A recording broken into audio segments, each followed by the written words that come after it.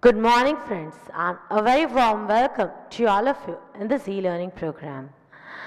Friends, as you know that we are doing revision, today you are again having the revision session. As you already know, we have completed the revision of chapter 1. Now we are going to start on with revision of chapter 2, which is microorganisms. Chapter number 2, that is microorganism. You already know that microorganisms are something which, as I said, that they are like God. You cannot see them, but yes, their presence can be felt. So that is all about the microorganism. Little bit of introduction that is given to us. The microorganisms, they are very small in size, so small that you cannot even see them.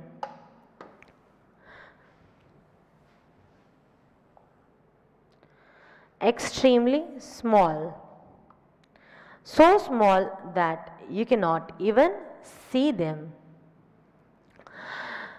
And some of these are the fungus that grows on the bread. You can see it with magnifying glass. Some others mostly cannot be seen with the help of microscope. We can observe it. And so only they are called as microorganisms or microbes. Okay. So once again, what is the meaning of the word microorganism?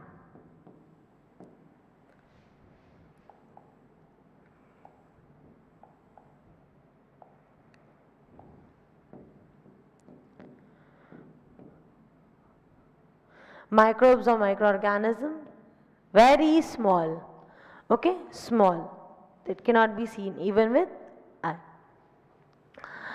Next you are having one activity, collect some of the moist soil and then on the drop of, put a drop of water and just try to observe it. These are few of the activities which are given in your book. Next is take some drop of water from the pond, spread it on the glass slide and just observe. These things we will be doing when in our practical session.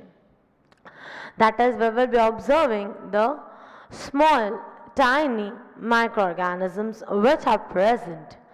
Okay, so these are the activities which are practical based. Once you observe it, these things will be observed. That is, you'll observe some of the microbes, and these are the things that you might observe. The spiral shape or rod shaped bacteria. So here it is, the types of microorganisms. Algae, Chlamydomonas, about which you studied in detail in chapter number 8 in Spirogyra. Next, Paramecium, Amoeba, Paramecium, about both you have studied in chapter number 8. Then these are types of fungi, bread mold, penicillin and aspergillus. Next is this, the various types of virus. So this is all about the various microorganisms, and this was this pictorial view on how the microorganisms are seen under the microscope. Now next is, where do microorganisms live? Rehte kahan hai? They are present everywhere, on land, in water, everywhere. They are single cell. If they are single celled, okay, like bacteria, algae, protozoa, or multicellular like algae and fungi, they can survive under all types of environment. That is, ranging from ice cold climate to hot springs and deserts to marshy lands. They are also found inside the bodies of animals including humans. Yes, virus, bacteria, all these things are found under our body. So some microorganisms grow on the other microorganisms while others exist freely. Microorganisms like amoeba can live alone while fungi and bacteria may live in colonies. So these are the places where they can live. Okay. Next is friendly microorganism. Yes, microorganisms are very much friendly to us. They are used for various purposes in the preparation of curd, bread, cake. They are used for cleaning the environment. Try to recall at the end of the lesson when we were doing about the nitrogen cycle, we had a discussion about it. For example, the organic waste are broken into harmless and useful substances by bacteria.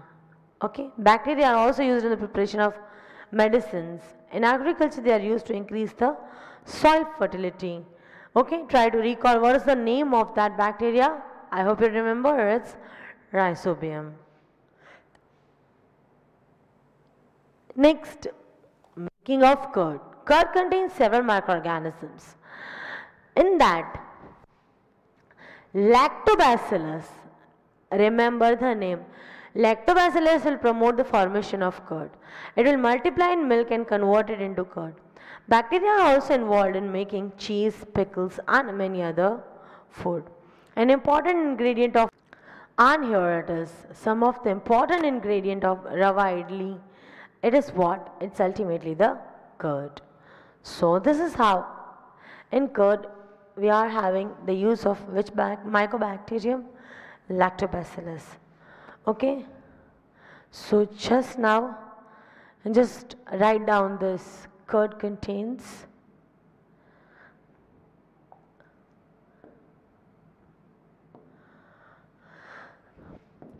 this line, note it quick, one line.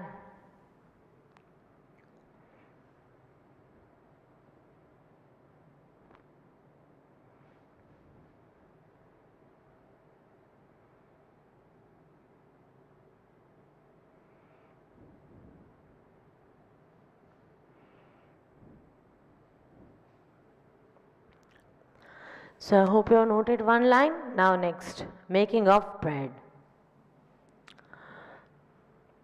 If we talk about the formation of bread, then yeast, it helps in the formation of bread. It reproduces rapidly and carbon dioxide, CO2, its burburias are seen, and the bubbles of the gas will fill the dough and they will increase the volume, and that basis it is used in making breads, pastries and cakes. So this is its use. Okay.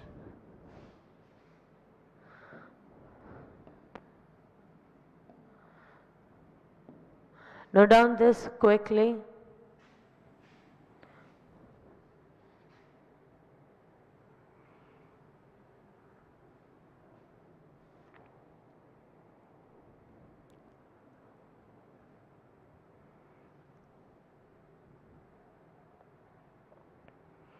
Only whatever is underlined, write that one line quick.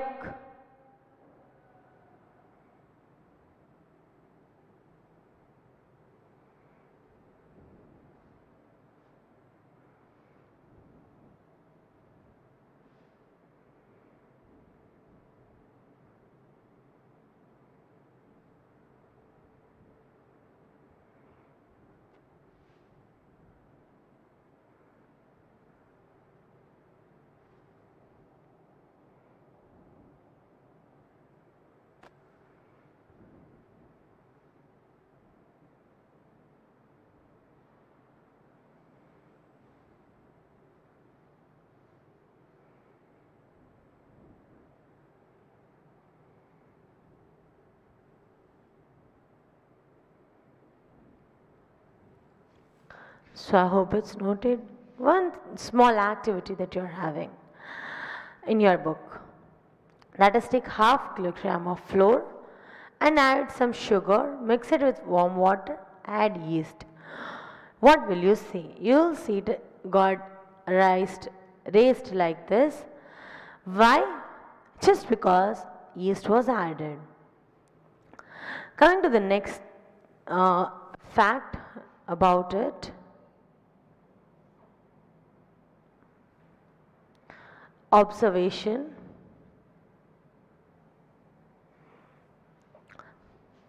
Yeast reproduces rapidly and produces carbon dioxide during the respiration. The bubbles of the gas will increase the volume, and on that basis it is used. Okay, so these are very important points regarding the uses of the microorganism. On the commercial basis where it is used, microorganisms are used for the large scale production of alcohol, wine and acetic acid, which is called as vinegar. Yeast is also used for the formation of alcohol and wine. Yeast is grown on the natural sources like sugars that are present in the grains like barley, wheat, rice, etc. And this process of converting sugar to alcohol, what is it called as? Fermentation. Okay, very important point. We are also having the uh, whole equation about it, that is sugar or molasses of sugar. How they are giving first glucose and fructose, and from that we are having the ethanol. Coming to fermentation, very important part. What is fermentation?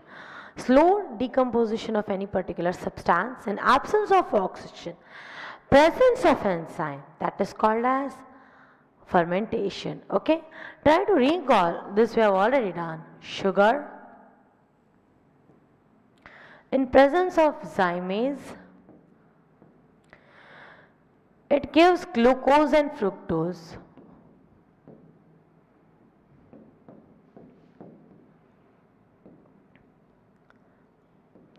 This glucose in presence of enzyme invertase.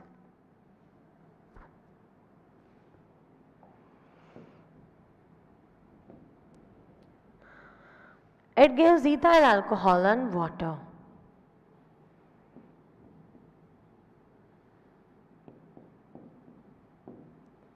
Ethyl alcohol plus carbon dioxide.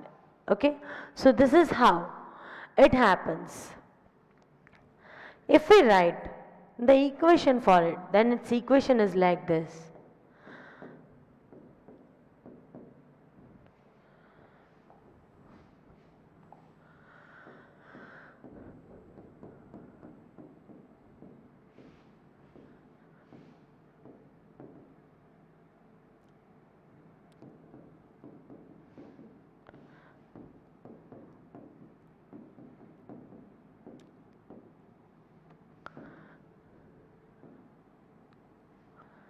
The formula of glucose and fructose is same.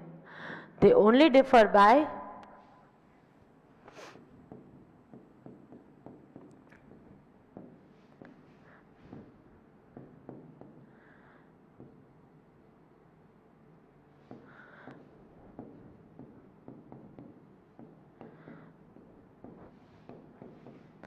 structures.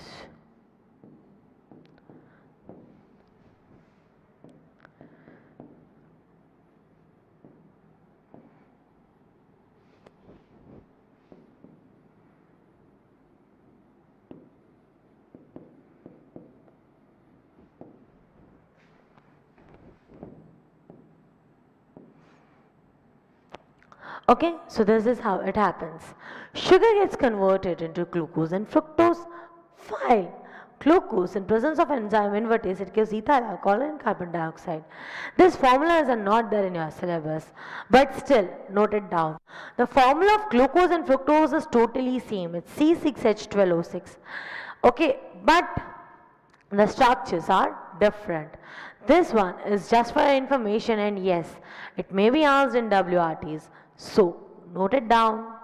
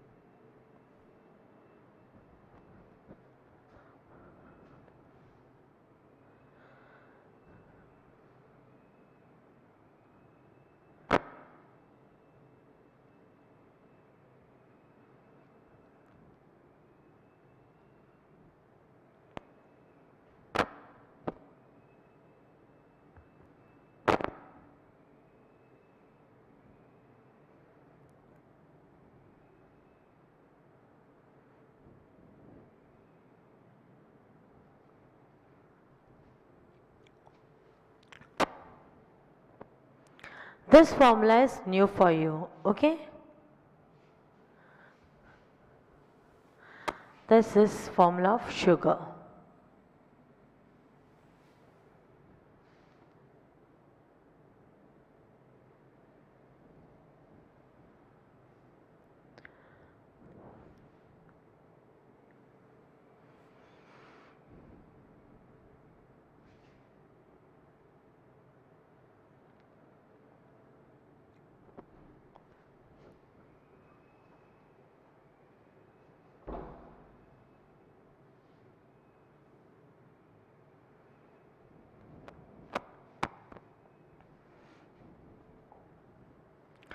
So that is about how we get the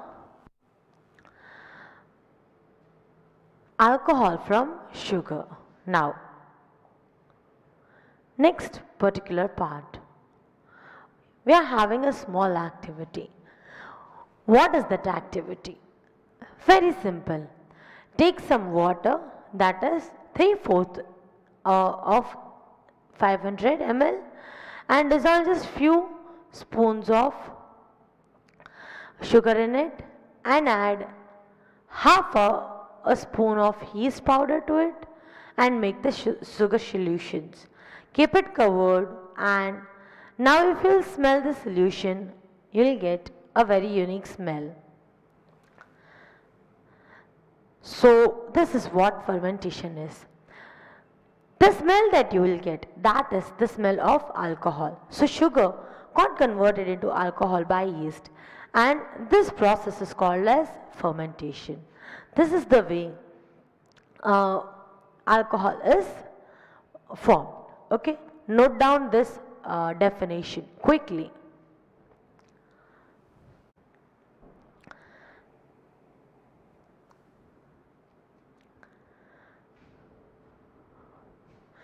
Note down the definition quickly.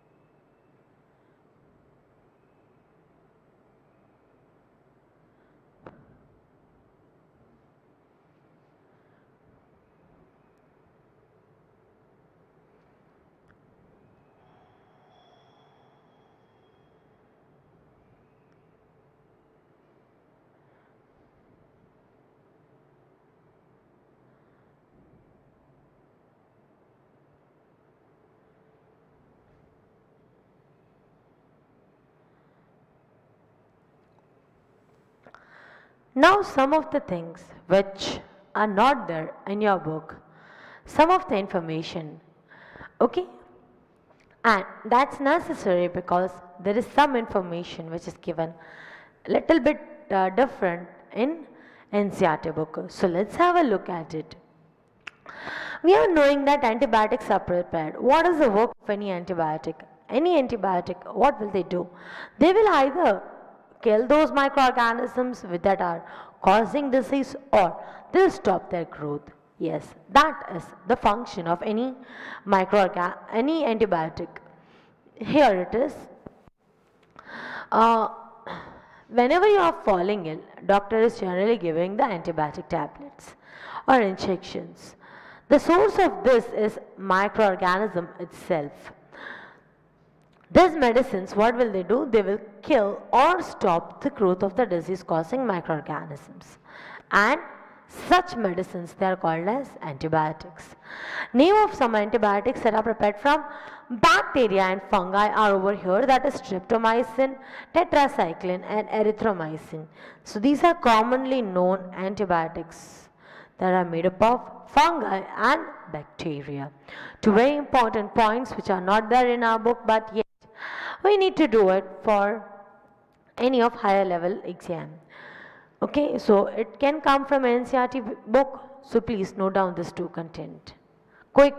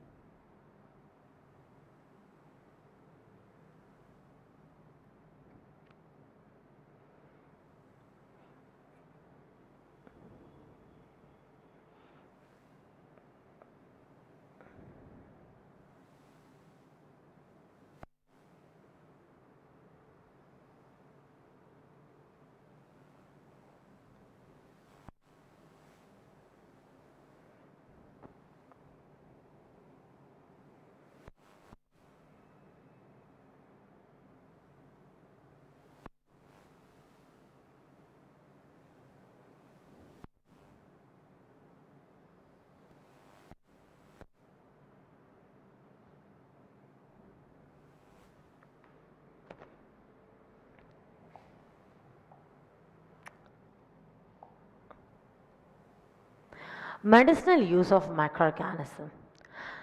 So, the antibiotics that are manufactured by growing specific microorganisms, they are used to cure a variety of disease. Antibiotics are evenly mixed with few of the livestock and poultry to check the microbial infection in animals, and they are also used to control many plant disease. Okay, directly on human beings, the trial of vaccines or antibiotics is not done. First, it is done on few other animals. Next is about the penicillin. This is some of the information which is not there in your book, but yet for your information we are doing.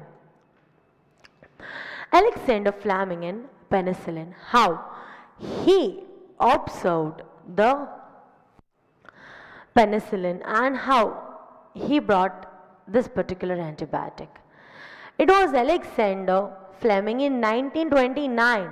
Okay, so about less than 100 years, but you can just see it's 2020 running.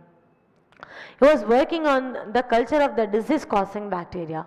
Suddenly he found the spores of a little green mold in one of his culture plates, and he observed that the presence of this mold prevented the growth of bacteria. So some of the bacteria were not allowed to grow when this green colored mold was present in his culture plates. So this is how penicillin came into existence. In fact, it also killed many of this bacteria, and from this mold penicillin was prepared. Okay, one of the very important thing. It was Alexander Fleming who gave this concept, who found this penicillin. Next, Edward Jenner and smallpox vaccine. You all know about him. There is nothing which is which you don't know about him. It is very important to remember that antibiotics should be taken only on the advice of qualified doctor. You must finish the course of the prescribed doctor. If you take the antibiotics when not needed in the wrong doses, ultimately it will affect the body. And also the beneficial bacteria may also be killed. Antibiotics, however, are not effective against cold and flu as they are caused by virus. So the things which can kill bacteria will not be affecting the things, they can stop the growth of bacteria, but the same things cannot stop the growth of virus. Okay, so that is a different, that is a very important thing that you have to remember. All those medicines that are good for bacteria may or may not be good for viruses. So this is how the different, for different microbes, the different antibiotics are prepared. Why are children and infants given vaccination, and what is a vaccine? You already know that one of the way to prevent the diseases, that is to increase the immunity, is the vaccine. Small dose of the killed or weakened microbes that are injected, and they act as antibodies, and these antibodies will fight against the invader, and ultimately the person will get safe. And that's why, and in a very small age, the infants and the babies, they are given vaccination. When a disease carrying microorganism will enter the body, it will produce antibodies to fight against the invader. The body also remembered how to fight the microbes if it enters again. So if dead or weakened microbes are introduced to a healthy body, body will fight and kill them by producing suitable antibodies, and they will remain in the blood and protect the disease causing microbes. And this is how the vaccine is working. Smallpox, hepatitis, all this TB, they can be prevented by a vaccine. Okay, so this is again important point, note it down.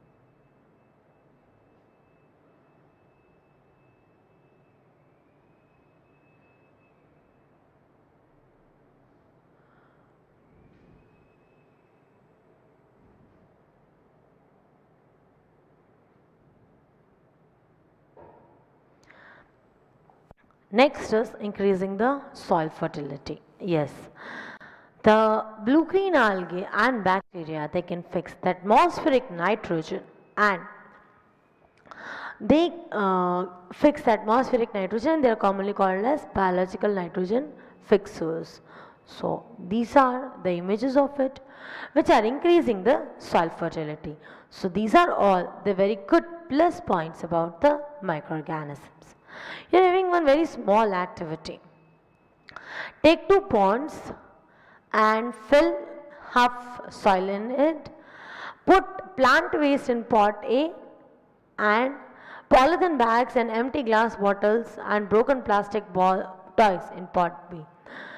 And after 3 to 4 days, observe it. What will you find? Try to say which things will get decomposed and which things will not get decomposed. Try to write the answer. Okay, read the question. This is your question today. You have to take two pots, and in both the pots, first soil is filled, and in one particular pot, what we are filling? We are filling the plant waste, and in second, all the polythene bags and plastic waste. What will you observe? Your observation is very clear. You will see that plant waste got decomposed, while the other plant, it will not go it will not go any kind of change. Why? Because plastic takes about 9 lakh years for decomposition. The nutrients that are released by the process, it could be used by the plants again. So plants, when they are getting decomposed, whichever type of nutrients they are making, that can be again used by the plants, while this won't be useful. Okay, next, that is harmful microorganism. Microorganisms are harmful to us in many ways. They cause disease in human beings like plants and animals. Such disease causing microorganisms, what are they called as? Pathogens, and yes, they spoil the food. Disease causing microorganism in humans. Pathogens, they will enter into our body. How? Through the air that you are breathing, through the water that you are drinking, and through the air. They can also get transmitted from the infected person or animal. The microbial disease that can spread from infected person to healthy person, they are called as communicable disease. Example is cholera, common cold, and that. Disease causing microorganism in humans. When a person is suffering from any kind of flu, whenever they are sneezing or coughing, the droplets will come out from the body, and that can spread into the air, and ultimately other persons nearby may get infected. So this is how the viruses spread in the air. When they sneeze, fine droplets of the moisture that are carrying thousands of viruses, they will spread into the air, and whenever it is entering the body of any healthy person, they may get infected. Small insects of disease. There are some insects and animals which act as the carriers. Housefly is the best example of it. The flies, they will sit on the garbage, and then they will sit on the uncovered food, and this is how they will transmit. So it is advisable to keep the food covered before consuming it. The very important part over here is this. Female Anopheles mosquito, it is carrying the parasite of malaria, and Aedes mosquito is the carrier of dengue virus. These two are important points. We have already done, but yet note it down quickly.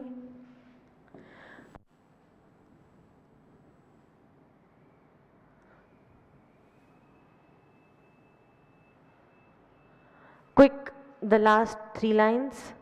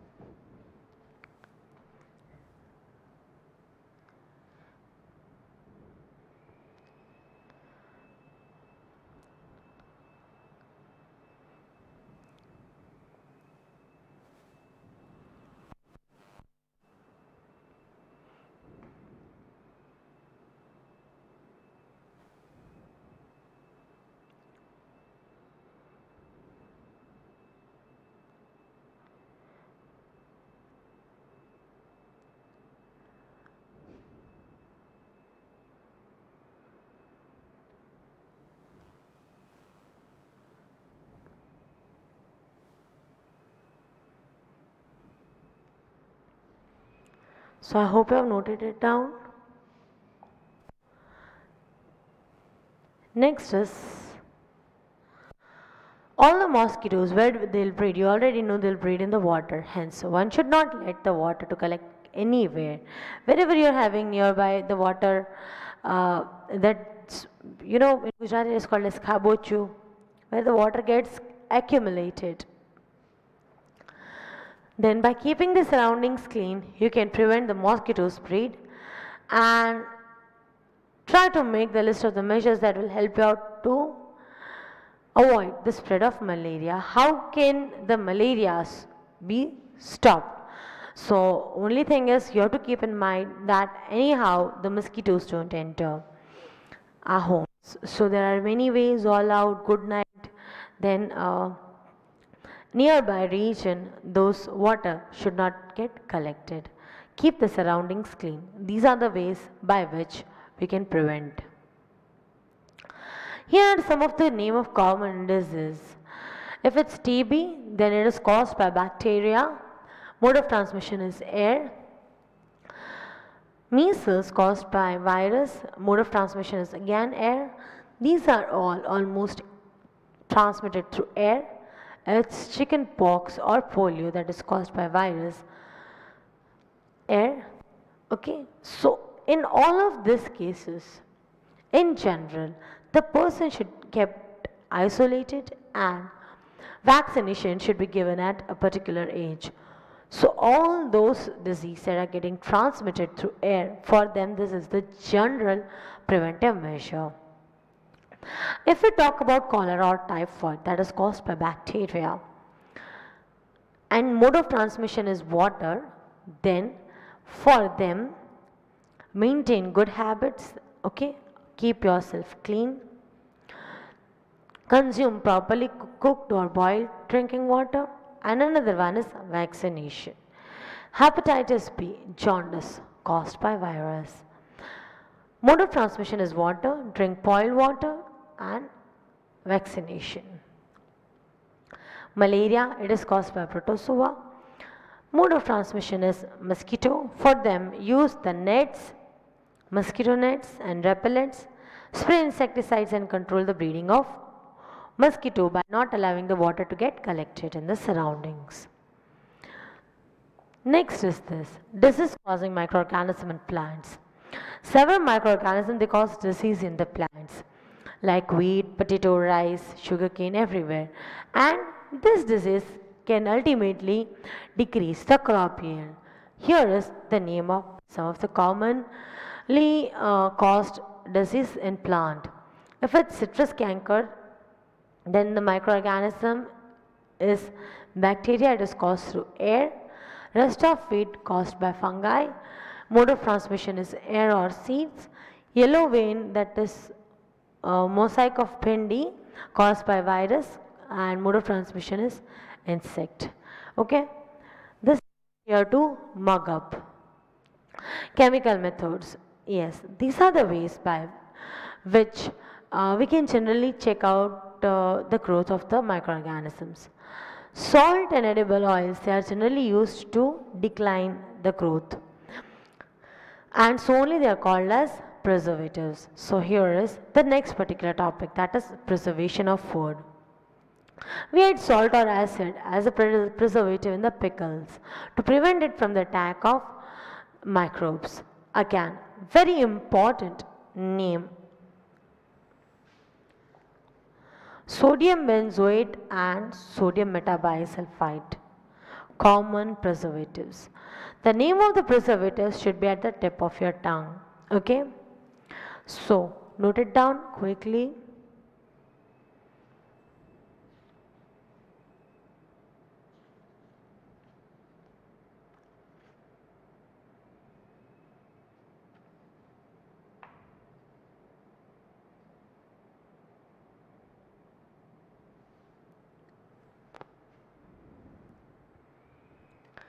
In your textbook, it's potassium metabisulfite, but sodium or potassium, they are generally commonly highly reactive elements. So instead of sodium, sometimes potassium metabisulfite is also used. So please don't get confused.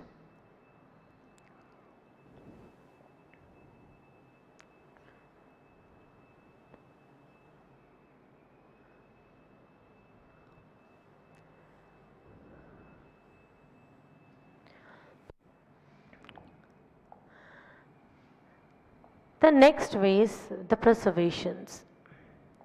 There are various ways. One is by adding common salt. Common salt has been used to preserve the meat and fish for ages. Meat and fish, they are covered with dry salt to check out the growth of the bacteria, and it is also salting is also used to preserve amla, raw mangoes and tamarind. Oil and vinegar. It will prevent the spoilage of the pickles because bacteria cannot live in such environment. Vegetables like fruits, fish and meat, they are often preserved by this method. Preservation by sugar. The jams, chalice, squashes, they are preserved by sugar. Sugar reduces the moisture content and ultimately it will stop the growth of bacteria. Next is the heat and cold treatments. You must have observed that your mother is boiling the milk before storing. Why? Because it will retard the growth. Similarly, we keep our food in the refrigerator. Why? At low temperature, the growth of bacteria will be stopped. Next is this, the Louis Pasteur, one of the microbiologists who gave a very important process, that is pasteurization, and his discoveries are yet known. So here it is. He reduced the mortality from puerperal fever and created first vaccines for rabies and anthrax. His medical discoveries provided direct support to the germ theory of the disease and its application in the clinical medicine. He is best known general public for his invention of the technique of treating milk and wine to stop the bacterial communication, which is now called as pasteurization. So he is regarded as one of the father and called as father of microbiology. So this is, he gave a very important concept, that is of pasteurization. What is pasteurization? Milk is heated and it is allowed to cool and then it is filled in the cans. On heating it, all the bacteria that are present in it will be killed, and ultimately it is very quickly cooled down, so it will not allow any of the bacteria to grow. The next particular part that we are having is nitrogen cycle, and for that you have already studied this particular things in your class 6 as well as class 7. You know about the rhizobium that is present in the root nodules of the leguminous plants, that is fixing the atmospheric nitrogen. Nitrogen is also fixed through the action of lightning, that is nitrogen will combine with oxygen. It will combine with the rainwater, and what will we get? Water plus nitrogen, that is nitric acid, and ultimately what will happen? The nitric acid, it will combine with the rainwater and it will fall on the earth like a acid rain. So our atmosphere, you know, it is containing 78% nitrogen gas, and it is very important for all the living beings. As a part of protein, chlorophyll, nucleic acids, vitamins, everywhere we are having nitrogen. Atmospheric nitrogen, it cannot be taken directly. So we need to convert it into nitrogenous compounds. So this nitrogenous compounds can be utilized by the plants and the animals, and it is used for the synthesis of plant proteins and other compounds. Animals feeding on the plants get these proteins and other nitrogen compounds. This is how it continues. When the plants and animals die, bacteria and fungi that are present in the soil, they will convert the nitrogenous waste into nitrogenous compounds to be used by the plants again. Certain other bacteria will convert some part of them into the nitrogen gas, that is, try to recall, the ammonia gets converted into nitrates, nitrates into nitrites, and then denitrification will lead to the again formation of nitrogen into the atmosphere. Okay.